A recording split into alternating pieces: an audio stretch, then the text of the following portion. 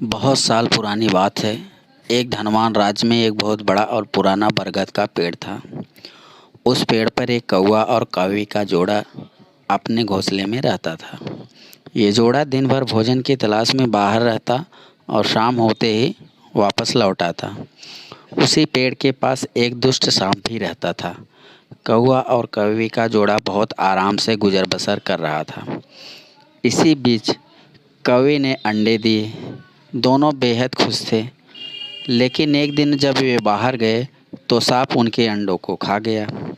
दोनों बहुत रोए। अब हर साल मौसम आने पर कौवी अंडे देती और वो सांप मौका पाकर उनके घोंसले में जाकर उनके अंडे खा जाता। वे दोनों ही नहीं समझ पा रहे थे कि आखिर उनके बच्चों का दुश्मन है कौन। लेकिन जल्द ही वो समझ गए कि हो न हो यह काम सांप का ही है।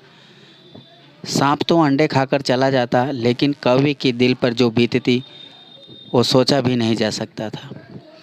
कौवे ने अपनी पत्नी को धाड़स बंधाया कि अब हमें शत्रु का पता तो चल चुका है, तो कुछ उपाय भी हम सोच लेंगे। कौवे ने काफ़ी सोचा और मित्र लोमड़ी से सलाह लेने के लिए उसके पास गया। लोमड़ी ने अपने मित्रों की दुखभरी कहानी सुनी। लोमड़ी ने काफ़ी देर सोचने के बाद कहा, मित्रों, तुम्हें वह पेड़ छोड़कर कहीं जाने की ज़रूरत नहीं है। मेरे पास एक तरकीब है जिससे उस दुष्ट सांप से छुटकारा पाया जा सकता है। लोमड़ी ने अपने चतुर दिमाग में आई तरकीब बताई। उन्होंने लोमड़ी को धन्यवाद दिया और अपने घर वापस लौट आए। अगले ही दिन योजना अमल में लानी थी। दरअसल उस प्रदेश की राजकुमारी एक सरोवर में अपनी सहेलियों के साथ जल क्रीड़ा करने आती थी।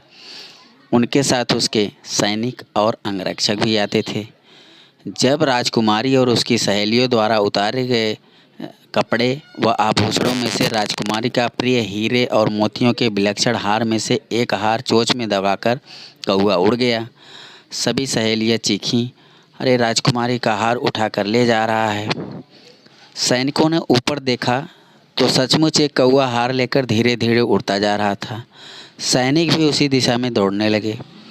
कौवा सैनिकों को धीरे धीरे उसी पेड़ की ओर ले गया।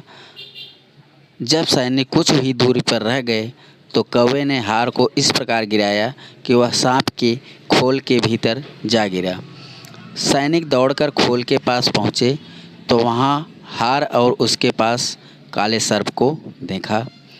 सैनिक जब हार उठाने चले तो सांप ने बड़े जोरों से फुंकार मारी। गुस्से में आकर सैनिकों ने अपने भाले से उस सांप का टुकड़े टुकड़े कर दिया और वह दुष्ट सांप मर गया। फिर कौवा और कौवी दोनों बेहद खुश हुए और फिर से अपना जीवन में खुशी खुशी बिताने लगे।